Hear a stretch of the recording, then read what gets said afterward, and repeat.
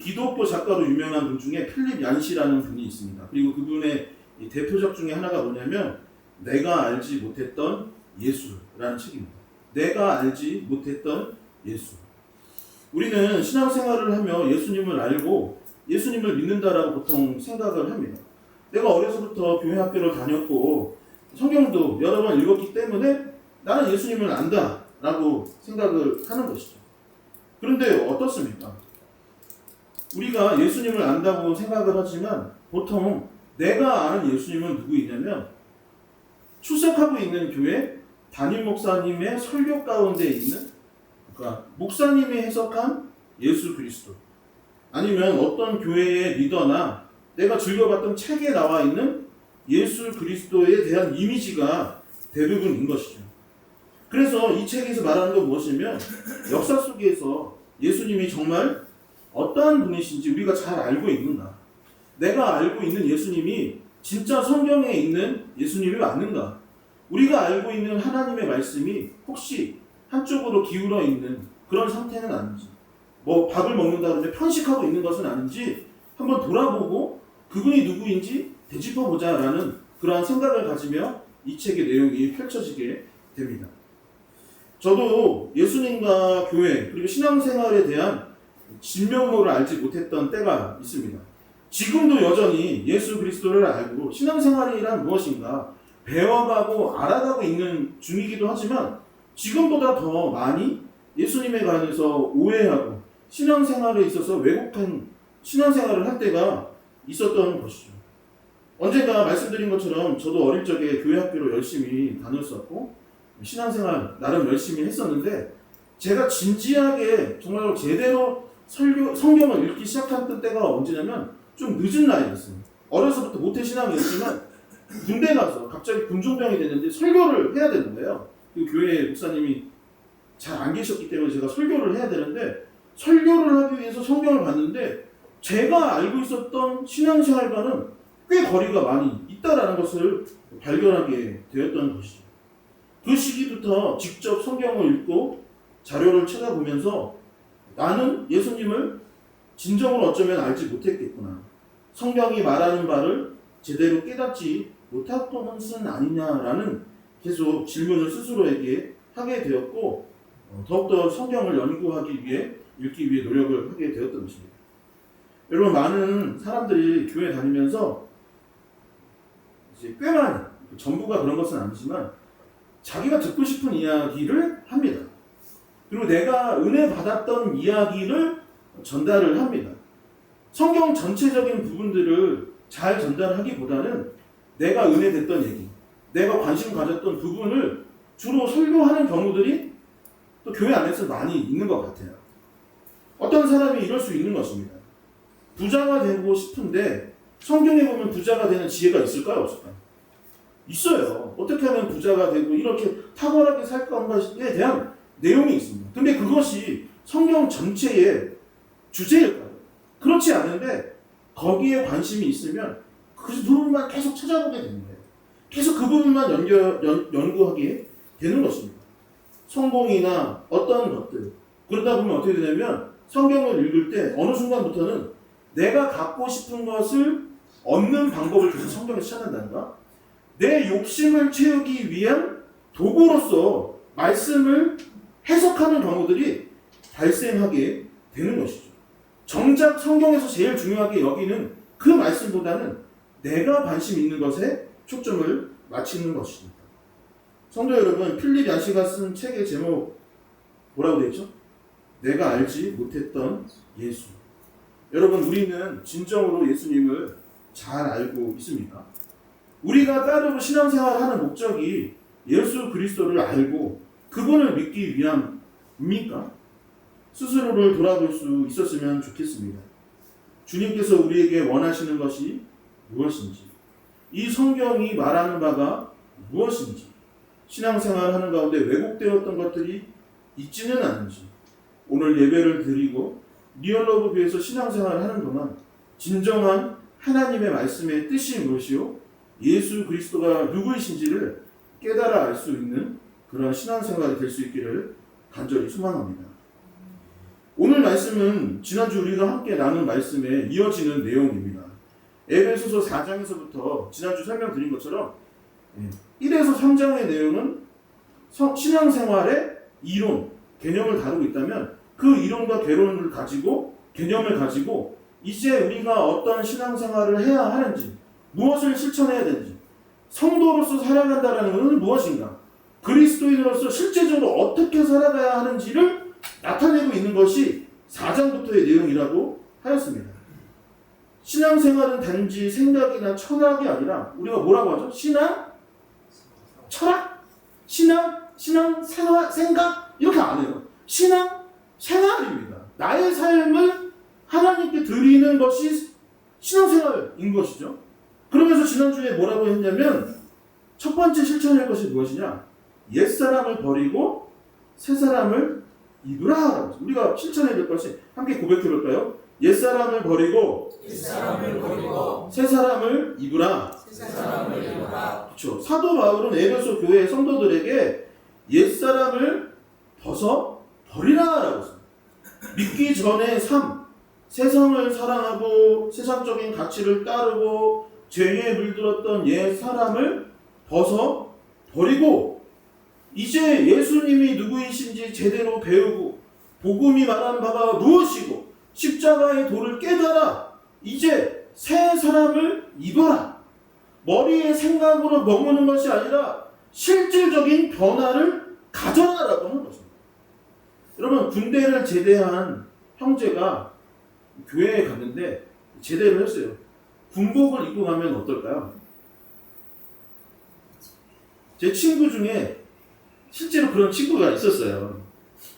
학교에 제대하고 며칠 동안은 군복을 입고 온 겁니다. 교회도 그렇게 가니? 했더니 제가 군복 입고 갔더니 왜? 했더니 무슨 간부도 아니에요. 무슨 해병대도 아닙니다. 그냥 육군 나왔는데 자기한테 그게 굉장한 뭔가 프라이드였나 봐요. 근데 대부분이 갔다 온 건데 그치? 그러니까 사람들이 어떻게 됐을까요? 쟤 왜 저래? 라고 했던 것입니다. 어떤 부부가 결혼을 했는데 결혼 전에 삶을 벗어버리지 못한다면 그 부부는 다툼이 계속되고 가정이 온전할 수 없는 것이죠. 이전 것은 지나간 것이고 새 것이 되어야 하는 것입니다. 이제 우리는 그리스도인이 되었고 예수 그리스도를 배우고 그에 걸맞는 삶을, 그에 맞는 옷을 입어야 하는 것입니다. 그렇다면 새 사람을 입는다는 것은 무엇인가?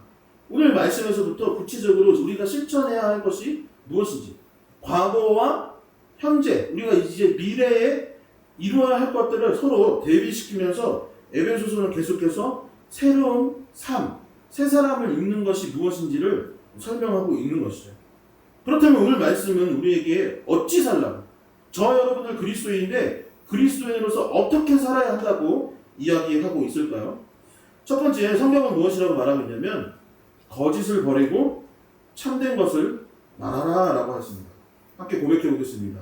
거짓을 버리고 참된 것을 말하라. 그렇죠. 과거에는 거짓말을 하는 거예요. 남을 속이는 것입니다.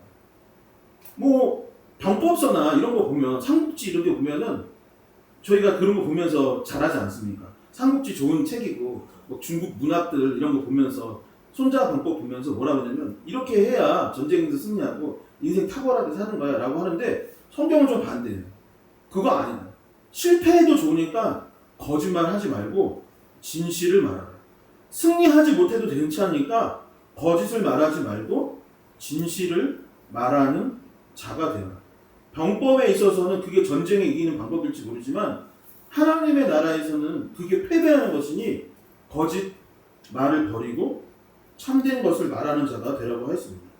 에베소서 4장 24절에서 25절의 말씀을 함께 읽어보도록 하겠습니다. 함께 읽겠습니다.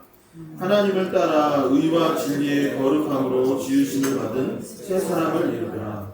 그런즉 거짓을 버리고 각각 그 이웃과 더불어 참된 것을 말하라. 이는 우리가 서로 지체가 됨이라. 아멘. 이 오늘 본문은 25절부터 저희가 읽었는데 지난주 본문이었던 24절부터 방금 읽었습니다. 지난주 말씀의 결론이었죠.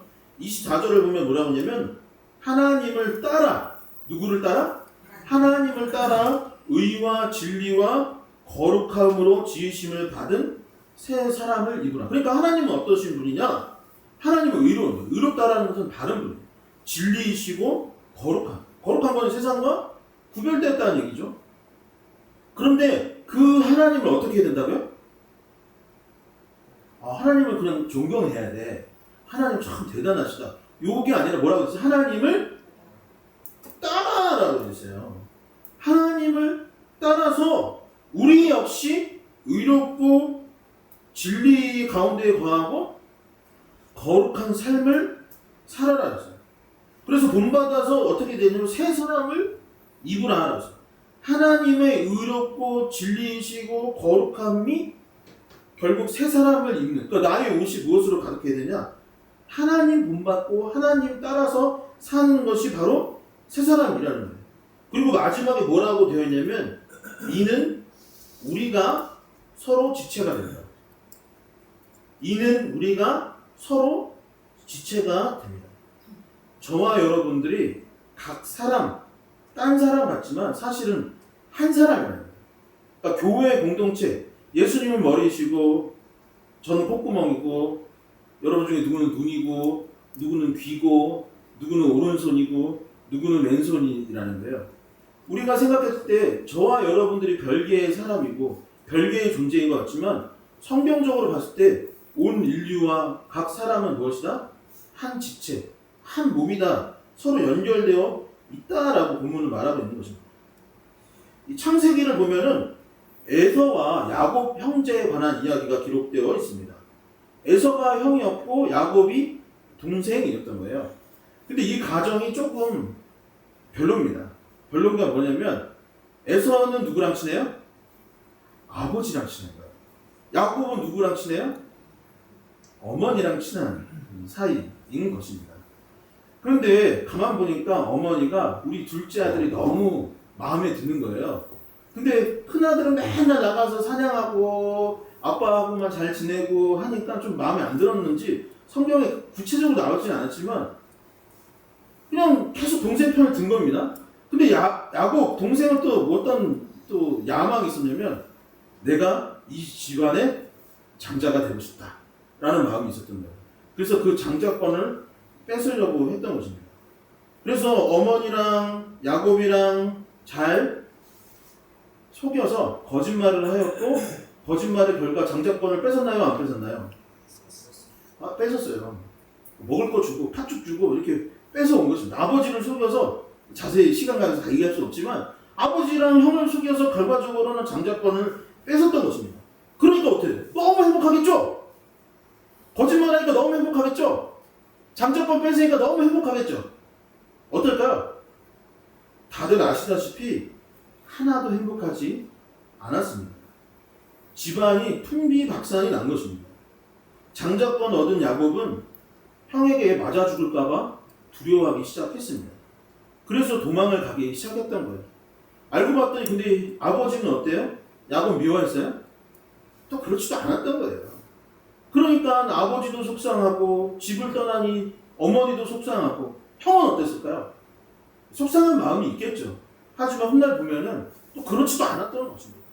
근데 결국에 야곱은 집을 떠나서 몇 년 만에 집에 돌아왔냐면 20년 만에 돌아오게 됐고 그 가족은 그 20년의 시간 동안 고통 가운데 있어야 했던 것이죠. 거짓말을 하니까 아버지도 힘들고 어머니도 형도 나도 힘들게 되었던 것입니다. 여러분 우리는 서로 아무 상관없고 서로 연결되어 있지 않다고 생각할 때가 많지만 실상은 그렇지 않은 것입니다. 교회 안에서 누구가 거짓말을 할 속이면 서로의 마음의 아픔을 줄 수밖에 없습니다.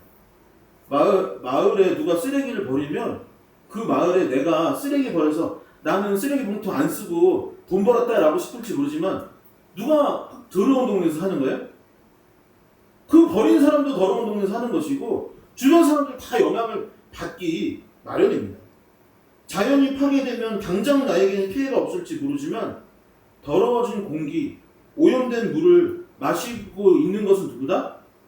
저와 여러분들의 후손이 그것을 맞고 살아가는 것입니다. 그러니 에베소서는 무엇이라고 하냐면 새 사람을 입었다면 거짓말하지 마라.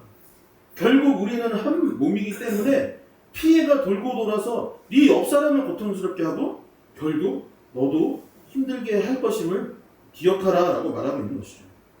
두 번째는 무엇이라고 하냐면 분노를 절제하고 마귀에게 틈을 주지 말라라고 했습니다. 이것도 한번 같이 고백해 볼까요? 분노를 절제하고 마귀에게 틈을 주지 말라. 26에서 27절 함께 읽도록 하겠습니다. 함께 읽겠습니다. 분을 내어도 죄를 짓지 말며 해가 지도록 본을 끊지 말고 마귀에게 틈을 주지 말라. 아멘. 여러분, 하나님은 화를 내실까요? 안 내실까요? 하나님 화를 낼까요? 예수님은 화를 내실까요? 안 내실까요? 얼마 전에도 제가 예수님 화낸 내용을 한번 설교 시간 얘기했던 것 같은데, 그러면 하나님도 화를 내시고 예수님도 화를 내십니다. 대표적으로 모세가 시내산에 가서 하나님의 음성을 듣고 있었는데 밑에서 아론과 여러 사람들이 우상 숭배를 하고 있었던 거예요. 금송아지 우상을 만들고 이것이 우리 하나님이다 라고 하면서 막 우상 숭배를 했던 것입니다. 근데 내려오다 보니까 모세가 그걸 봤어요. 모세가 어떻게 했을까요? 아이고 우상도 만들고 금도 모으고 참 잘했네 라고 했을까요? 모세가 화를 냈고 하나님도 화를 내셔서 그들을 벌하셨던 장면이 등장합니다. 얼마 전에도 말씀드렸죠. 예수님은 어떠셨을까요? 킹 오브 킹스 영화 보고 나서 말씀드린 것 예수님은 화를 내는 거예요. 바리새인과 서기관 이런 사두개인 사람들이 종교 지도자들이 백성들을 착취하고 거짓말로 성경을 왜곡하고 하니까 예수님이 막 화를 냈던 거예요. 이놈의 자식들아, 이놈 나쁜 놈들 라고 화를 냈습니다. 성전을 더럽혔던 것입니다. 교회에 와서 여기를 장사하는 것을 만들어버린 거예요. 그것을 보고서 예수님이 상 다 뒤집어봐 엎고 채찍으로 후려치면서 뭐 하는 것이냐고 화를 냈던 것이죠. 제가 되게 존경하는 목사님이 있어요. 그래서 나중에 기회가 된다면 꼭 그 교회 가서 사역하면 좋겠다 라는 교회가 있었습니다. 제가 어느 교회, 어느 목사님이라고 말을 못하겠는데 우리 한국 교회에 20세기, 21세기에 가장 영향력을 많이 끼쳤던 목사님 한다고 누구냐고 하면은 많은 사람들이 아마 이분을 얘기할 거예요. 제 또래는 대부분 그분 책 읽으면서 그분 설교 들으면서 자라나고 신앙생활을 했던 것 같아요. 그래서 저도 실제로 거기에 원서도 냈었습니다. 원서 내서 면접도 봤던 기억이 납니다. 그런데 제가 예전에 사역했던 교회에 담임 목사님이 그 교회에서 부목사 시절을 보냈어요. 그분한테 목회를 배웠습니다. 그 목사님 가끔 이 설교 영상 보면 저분 천사가 아닐까? 저분은 너무 거룩하다. 저분은 예수 그리스도를 닮았다. 라는 생각이 듣고는 해요. 얼마나 배우고 싶었든지 너무 멋있는 겁니다. 그런데 그분 밑에 있었던 저 전에 전전 교회 담임 목사님 뭐라고 했냐면 진짜 웃었대요. 성도들 앞에서는 되게 천사같이 그랬어요 막 힘드셨겠네요 하는데 목사님들 다 모여있으면 막 혼내고 막 왜 보고서 안 내냐 막 화를 내는 분이라는 것입니다. 한국 교회 가운데 그렇게 존경받는 어른도 화를 내시는 거죠. 여러분 본문 다시 보세요. 분을 내는 건 화를 내도 된다고 하는 건 아니지만 그래도 화를 내는 경우가 분명히 있는 것이죠. 분을 내어도 그러니까 분을 내지 마라는 게 아니라 화를 내어도 라고 얘기를 합니다. 다시 말해 모든 사람은 화를 내는 때가 있는 것 같아요. 그런데 동시에 뭐라고 되어 있습니까? 화를 낼 수는 있는데, 분을 낼 수는 있는데 죄로 이어져서는 안 된다라고 합니다. 화난 상태를 어떻게 해야 된다고요? 오랫동안 지속해서는 안 된다. 행함지도록 분을 품지는 마. 다시 말해 죄로 이어져도 안 돼. 그리고 화난 그 상태를 계속 유지하는 건 그때부터 너 잘못이야 라고 이야기하고 있습니다. 왜 그렇다고 되어 있습니까? 27절에 화를 계속 품으면 안 되는 이유가 뭐예요? 그죠? 마귀에게 틈을 내어주는 게 바로 이것이기 때문입니다. 화 자체가 안 나면 더 좋겠지만 화를 내더라도 그것을 오래 간직하면 안 된다. 왜요? 그것이 마귀에게 틈을 내어주는 길이기 때문입니다. 자꾸 형제들 얘기하는데 저도 형제인데 많이 싸웠어요. 많이 싸웠습니다. 주로 제가 맞았지만 성경에 보면 또 가인과 아벨이 있어요. 형제가 살다 보면 화가 날 때가 있죠. 질투가 나고 어떤 때는 얘가 더 잘하는 것 같고 어떤 때는 얘가 더 잘하는 것 같고 지금 가인과 아벨도 보니까 가인이 동생 아벨을 질투해서 화가 났습니다. 형제끼리 그럴 수 있는 것이죠. 근데 가인이 그 화남, 분노를 계속 유지하고 끌고 갔던 거예요. 그러니까 결국에 마귀에게 틈을 주고 그래서 결국 최초의 살인사건이 형제 안에서 화나서 죽이게 되었던 것입니다. 여러분 뉴스를 보시면 아시겠지만 죄 지은 사람들은 하나같이 분노로 가득 차 있습니다. 인터뷰하는 거 들어보면 부모를 원망합니다. 선생님을 원망합니다. 배우자를 원망하고 상황을 원망하고 한국 사회를 욕합니다. 다시 말하지만 화가 날 수도 있고 사람인지라 감정이 폭발할 수도 있는 것이죠. 그래서 우리가 어떻게 해야 됩니까? 그 분노를 계속 그 원망을 간직하고 살아갈 것이 아니라 그래서 큐티해야 되는 거예요. 그래서 말씀 봐야 되는 것입니다. 그래서 찬양을 불러야 되는 것이고 열정적으로 예배를 드려야 하는 것입니다. 그러면서 예수 그리스도의 마음을 품고 마귀가 나에게 틈타지 아니하도록 만들어야 하는 것입니다. 그렇게 할 때 그 분노가 사라지고 지난번 몇 주 전에 뭐라 했죠? 우리는 트러블 메이커? 아니 피스메이커. 우리는 화평케 하는 자가 되는 것입니다. 예수님께 더욱더 다가가고 분노를 자꾸 멀리 할 때 우리가 화평케 하는 자가 될 수밖에 없는 것이죠. 세 번째 뭐라고 되어 있냐면 오늘 말씀은 도둑질하지 말고 선한 일과 구제에 힘쓰라라고 했습니다. 함께 고백해 보겠습니다. 도둑질하지 말고 선한 일과 구제에 힘쓰라.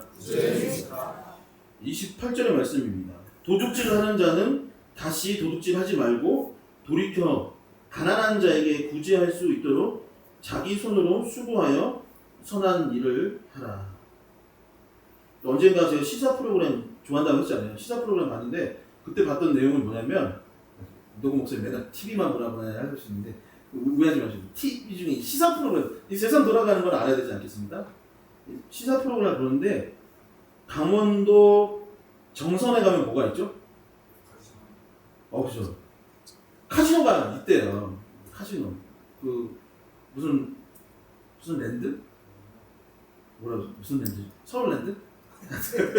무슨 랜드가 뭐 있나 봐요. 근데 거기 이제 카지노 도박이죠? 카지노가 뭐 그런 일이죠.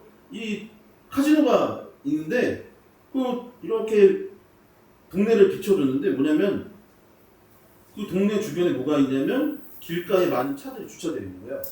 그리고 막 먼지 쌓여 있습니다. 수입차도 있고 막 고급차도 있고 막 쌓여 있는 거예요. 그래서 알아봤는데 뭐냐면 도박하다가 도망간 사람 차, 빚을 갚지 못해서 맡겨놓은 사람의 차라고 있습니다.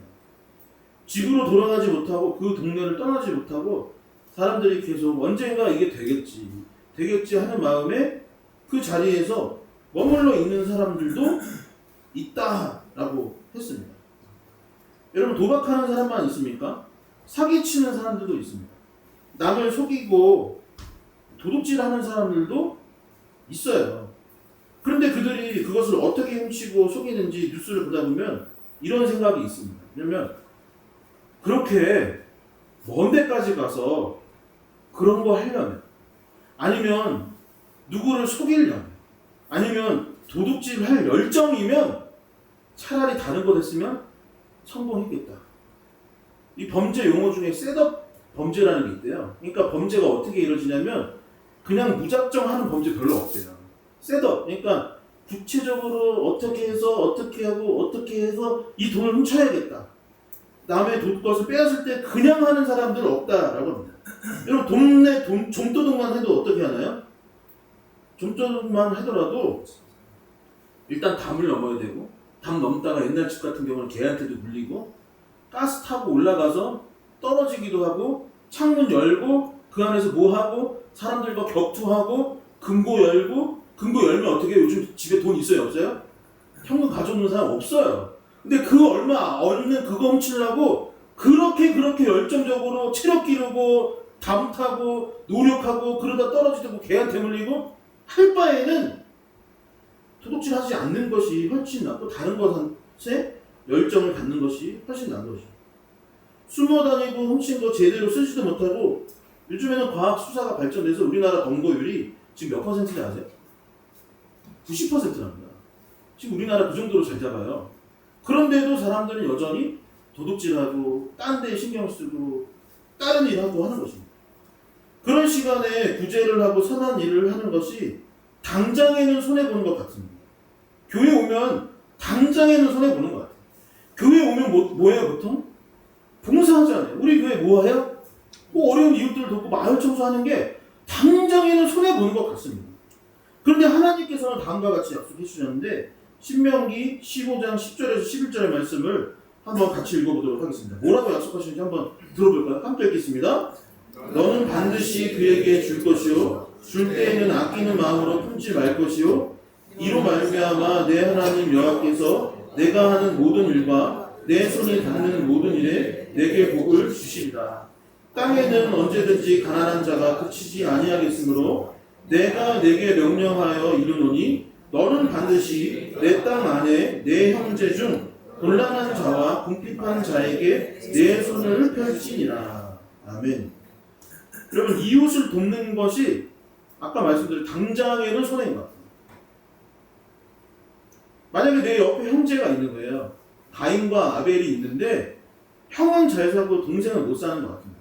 그래서 형이 뭐냐면 이거 저놈 저 어렸을 때부터 저럴 줄 알았어 라고 할 게 아니라 만약에 어렵게 살아가는 동생을 도와주고 그가 자립할 수 있도록 물질을 계속 공급해주면 결국에 누가 잘 될까요? 여러분 이 지역이나 이 사회에 힘들고 어려운 사람들이 있는 거예요. 그들과 물질을 나누는 게 당장에는 손해를 보는 것 같은데 그들에게 그것들을 줘서 그 사람들이 나가서 또 밥도 사 먹고 경제적으로 회복이 되고 약도 사 먹고 병원도 가려면 결국에 사회는 어떻게 돼요? 누가 잘 되는 거예요? 그 사람만 잘 되는 것입니까? 그렇지 않아요. 결과적으로는 더불어서 다 같이 잘 되는 것이 그것인 것입니다. 그리고 하나님께서 뭐라고 약속하셨냐면 한번 그 사람에게 도와줘봐라. 물질을 공급해줘봐라. 그 사람을 위해서 봉사해봐라. 그러면 누가 복을 받는다? 준 너에게 복을 허락해 주실 것이라고 약속해 주고 있는 것입니다.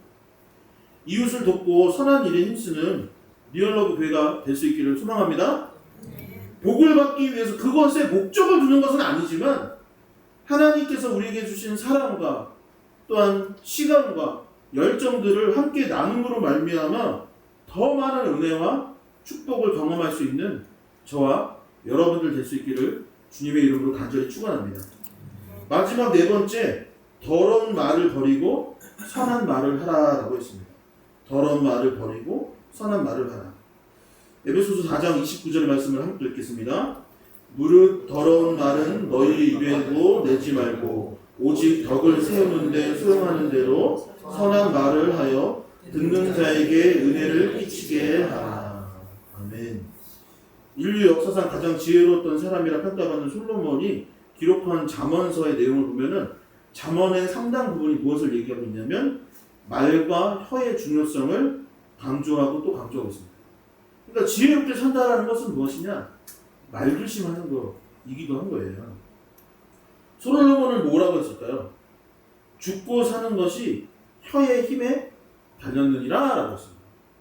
온순한 혀는 생명나무요 패역한 혀는 마음을 상하게 합니다. 그러니까 말 잘하면 온순한 말을 하면 어떤 사람의 삶에 생명이 자라나는 거예요. 그런데 말 잘못하면 마음을 상하게 하더라. 말이 많은 자는 허물이 많고 입술을 제어하는 것이 지혜더라 라고 했습니다. 좋은 말은 기쁨을 주고 때에 맞는 말은 얼마나 아름다운지 모른다. 합당한 말은 은증반의 금사와 같이 귀한 것이다 라고 했습니다. 성경이 말하는 더러운 말은 무엇입니까? 험담하는 것입니다. 성경이 말하는 더러운 말은 욕설을 하는 것입니다. 불평을 하고 불만을 토로하는 것이 성경이 말하는 더러운 말, 나쁜 말인 것이죠. 그렇다면 선한 말은 무엇입니까? 덕을 세우는 말인 것입니다. 선한 말이란 칭찬하고 격려하고 성경의 말씀을 함께 나누고 상대방에게 지혜를 주고 유익해 하는 것, 사랑의 표현이 바로 선한 말인 것이죠. 이 말씀을 정리하도록 하겠습니다. 오늘 말씀의 결론인 30절에서 32절에는 이런 말씀이 있습니다. 하나님의 성령을 근심하게 하지 말라. 그 안에서 너희가 구원의 날까지 인치심을 받았느니라. 너희는 모든 악독과 노함과 분냄과 떠드는 것과 비방하는 것을 모든 악의와 함께 버리고 서로 친절하게 하며 불쌍히 여기며 서로 용서하기를 하나님이 그리스도 안에서 너희를 용서하신 같이 하라. 여러분, 예수님 믿고 잘 되는 것이 무엇이고 복 받는 것이 무엇일까요? 남들보다 건강하게 사는 것, 남들보다 부자 되는 것, 남들보다 성공하는 것, 그게 복일까요? 그것도 복이긴 하겠죠. 그러나 성경이 말하는 복은 예수님이 내 안에, 내가 예수님 안에 거하는 것입니다. 그리고 예수님 안에 거하는 사람은 누구 말이 부자 된대요. 예수님 안에 거하면 누구 말이 잘 산대요. 그런데 성경은 그렇지 않다고 말합니다. 그것보다 더 중요한 것이 있다고 말합니다. 예수님이 내 안에 있으면 거짓말을 못합니다. 예수님이 내 안에 있으면 더러운 말을 못하는 것입니다. 예수님이 내 안에 있으면 도둑질 할 생각이 안 들어요.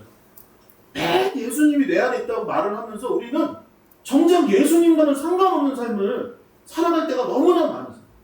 기도할 때에도 교회 출석할 때 해서도 계속 욕심 부리면서 그것 달라고 그것 채워달라고 하지만 정작 예수님이 진정 내 안에 계시게 하여 주시옵소서. 예수님이 뭐라고 한지는 알지도 못하고 우리는 정작 다른 것만 외치고 있을 때가 너무나 많이 있는 것입니다. 성경은 오늘 뭐라고 했어요? 첫 번째, 아까 같이 한번 고백해 볼까요? 거짓을 버리고 참된 것을 말하라. 분노를 절제하고 마귀에게 틈을 주지 말라. 도둑질하지 말고 선한 일과 구제에 힘쓰라.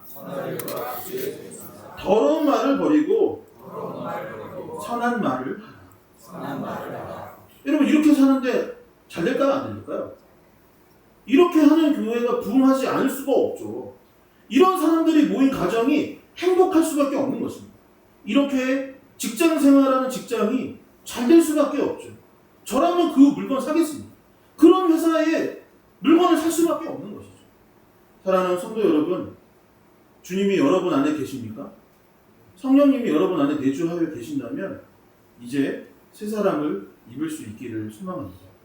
달라진 삶, 그리스도인을 본받는 그리스도를 본받는 저와 여러분 될 수 있기를 주님의 이름으로 간절히 소망합니다.